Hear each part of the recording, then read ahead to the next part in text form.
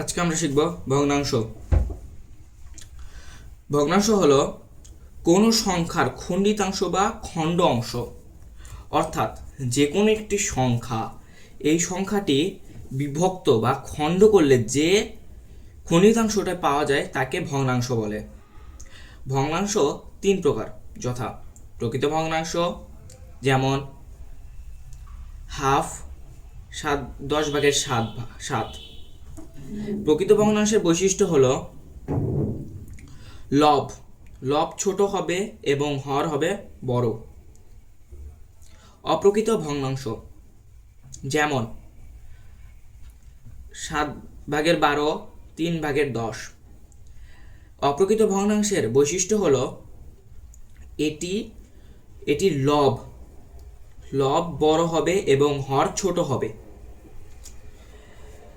মিশ্র ভগ্নাংশ যেমন 1/2-1, 7/7-2। মিশ্র ভগ্নাংশের বৈশিষ্ট্য হলো এটিতে ভগ্নাংশের পাশাপাশি একটি পূর্ণ সংখ্যাও থাকবে। এবার আমরা শিখব ভগ্নাংশের যোগ। ধরি তিনটি ভগ্নাংশ, 8/5, 16/3, 32/2। প্রথমে 8/5 যোগ 16/3 যোগ 32/2 এভাবে লিখে নেব। অতঃপর এই হরগুলো অর্থাৎ 8, 16 এবং 32, 8, 16 এবং 32 এই তিনটার লসাগু নির্ণয় করব। ঠিক আছে, লসাগু নির্ণয় করলে যেটা আসবে 8, 16, 32 লসাগু হবে 32। অর্থাৎ একটি লম্বা টান দেব, এরপর হরের স্থানে 32 লিখব। এবার প্রধান কাজ, এই 32কে এই সংখ্যার প্রত্যেকটি ভগ্নাংশের হর দ্বারা ভাগ করতে হবে। আমরা 32কে 8 দ্বারা ভাগ করলে পাই 4 5 করি, অর্থাৎ যেটা পাবো ভাগ ফল যেটা পাবো সেটা দ্বারা লবকে গুণ করতে হবে। 4 × 5 করলে হয় 20, উপরে 20 লিখেছি। এরপর যোগ চিহ্ন জায়গায় লিখেছি। এরপরে আবার 16 দ্বারা 32কে ভাগ করব।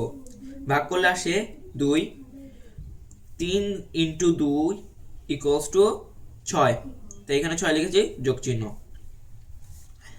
এরপর 32কে 32 দ্বারা ভাগ করলে আসে 1, 1 × 2 2। এখন নিচেরটা হর 32 ঠিকই থাকবে এবং উপরে যে সংখ্যাগুলো যোগ আকারে পেয়েছি সেগুলো আমরা যোগ করে দেব। 20 যোগ 6 যোগ 2 করলে আসে 28। অর্থাৎ 8/5, 16/3, 32/2 কে যোগ করলে আসে 32/28। উত্তর 32/28। এবার ভগ্নাংশের বিয়োগ। ধরি দুটি সংখ্যা, 8/7, 12/5।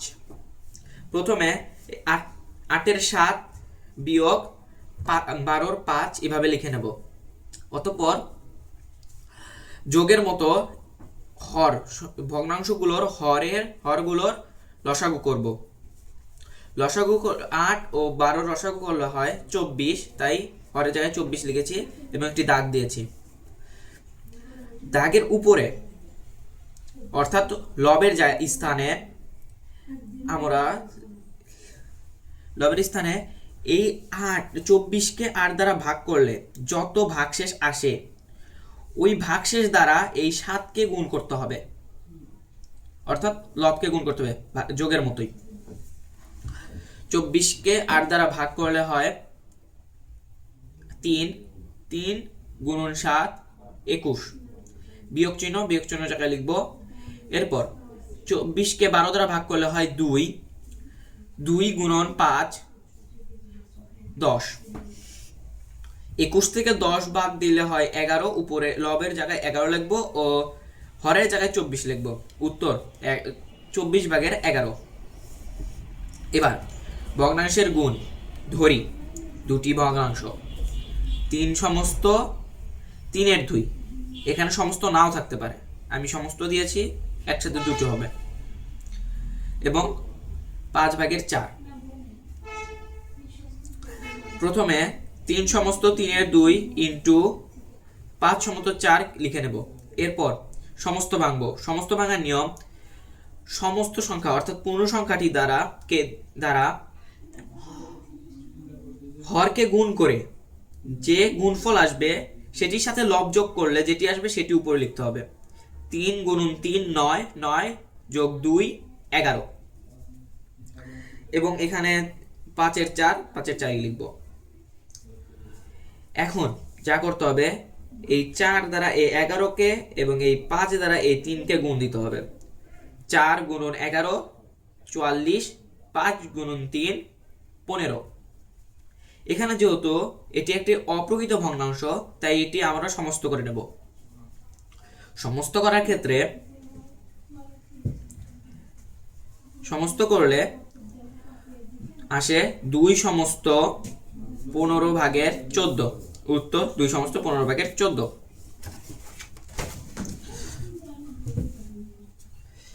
এরপর ভগ্নাংশের ভাগ। দুটি ভগ্নাংশ ধরি, 32/27 এবং 26/7। 32/27 ভাগ চিহ্ন 26/7 লিখে নেব। আমরা এখানে ভাগ সোজাসুজি করব না, এখানে আমাদের কি করতে হবে, যেটি আমাদের ডান পাশে রয়েছে, ডান পাশে, বাম পাশেরটা হুবহু থাকবে, বাম পাশেরটা হুবহু থাকবে, ডান পাশেরটা আমাদের উল্টিয়ে দিতে হবে, অর্থাৎ হরের জায়গায় লব লিখতে হবে, লবের জায়গায় হর লিখতে হবে।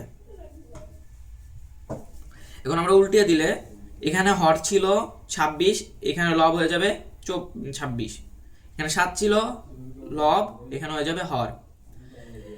এখন এর সাথে আরেকটি কাজ করতে হবে, এখানে যে ভাগ চিহ্নটি ছিল সেটি পরিবর্তিত করতে হবে গুণের সাথে, সেটি গুণ চিহ্ন দিতে হবে। অতঃপর আমরা এটা কাটাকাটি করব। কাটাকাটি করলে 2 দ্বারা কাটাকাটি করলে 13 × 26 আর হচ্ছে 16 × 32, আর কাটাকাটি যায় না, বিধায় আমরা এই সাথে সাথে এই 16 এবং এই 13 সাথে এই 27 গুণ করে দেব। এটি গুণ করে দিলে আমরা পেয়ে যাব